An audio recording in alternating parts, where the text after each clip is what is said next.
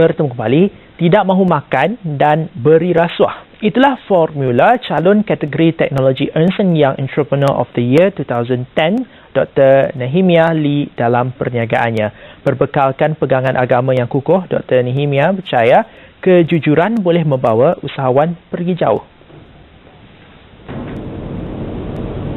Dr. Nehemiah menyatakan syarikatnya, Nehemiah, dibuka ketika beliau berumur 40 tahun selepas memikirkan tentang hala tuju keriernya. Antara pendekatan yang diambil oleh beliau termasuk tidak mahu berkompromi ketika berurus niaga. It begins when I was at the age of 40, what people call midlife crisis, when I realized that I might be already past my halfway mark if I live to 70 or 80 years, and I want to in fact I had to decide whether I want to continue as climb my corporate ladder as a corporate man or start my own business, because that decision will decide what is going to happen in the next 20-30 years. And I felt that I want to do something significant.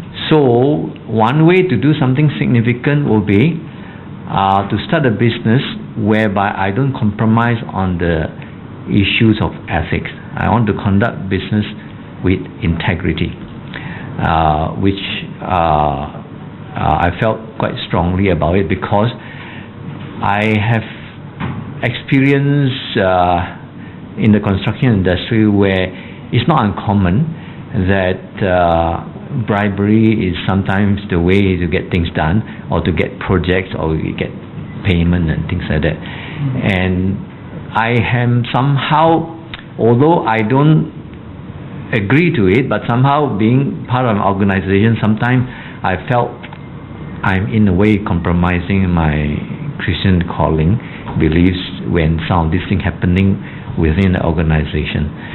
So I want to be in a company where I'm in charge, where nobody overrule my decision.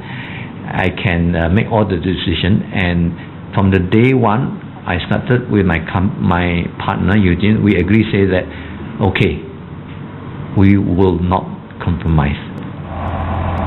Beliau tidak menolak wujud situasi di mana kerana tidak memberi rasuah, projek terlepas dan bayaran lambat diterima. Menurutnya, kegiatan rasuah mewujudkan satu penyakit dalam industri pembinaan ketika ini. Well, the reward, amazingly actually, people wonder how we survive, especially the earlier years.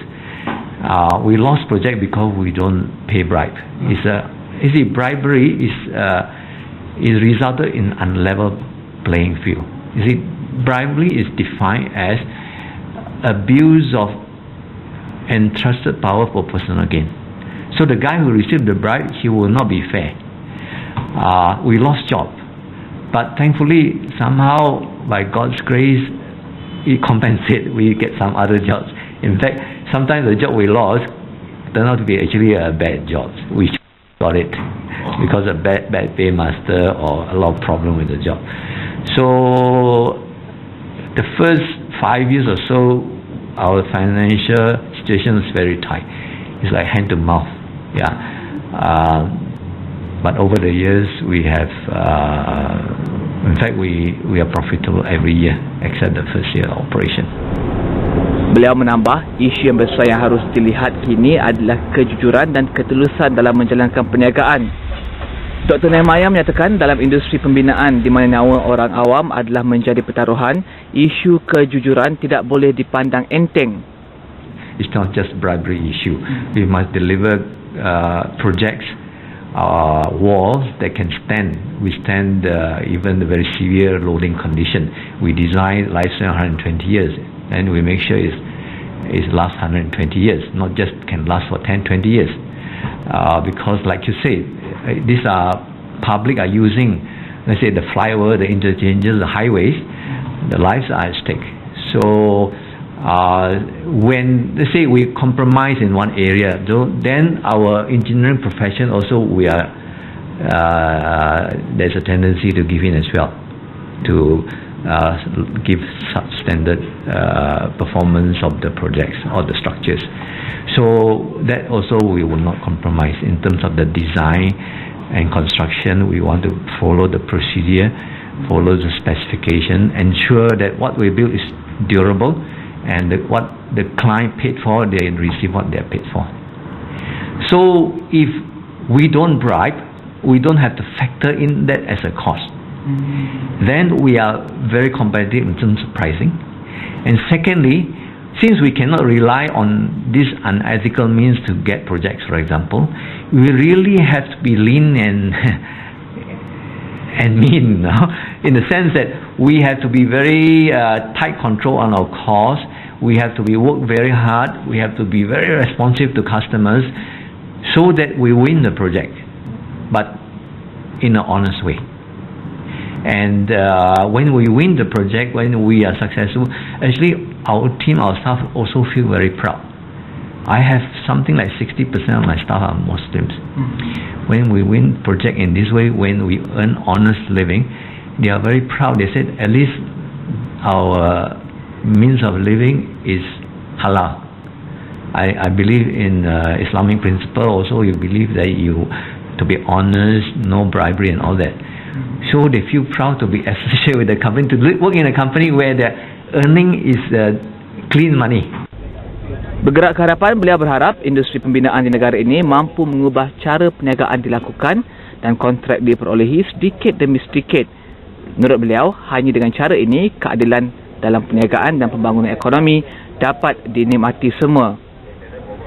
So hopefully I can encourage some other young entrepreneurs, especially want to enter into the business, who do likewise.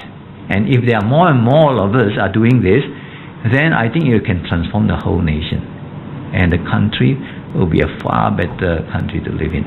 Because corruption actually distorts the market. It is equivalent to injustice. Yeah, because it's not a level playing field. The guy who bribes has an advantage. Yeah, it's not fair. And the guy who do an honest job cannot get a job. Yeah.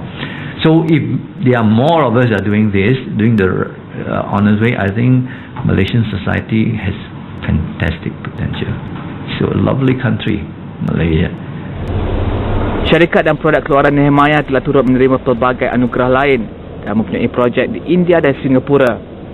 Dr. Nehemiah turut bertugas sebagai penasihat industri Universiti Tunku Abdul Rahman Yuta dan ahli panel penasihat industri Inti University. Pada laporan interim Hari Bisnes Awani Plus minggu ini, perancangan hantarkan ke email seperti yang tertera. Saya Syafizan Johari. Assalamualaikum. Selamat malam.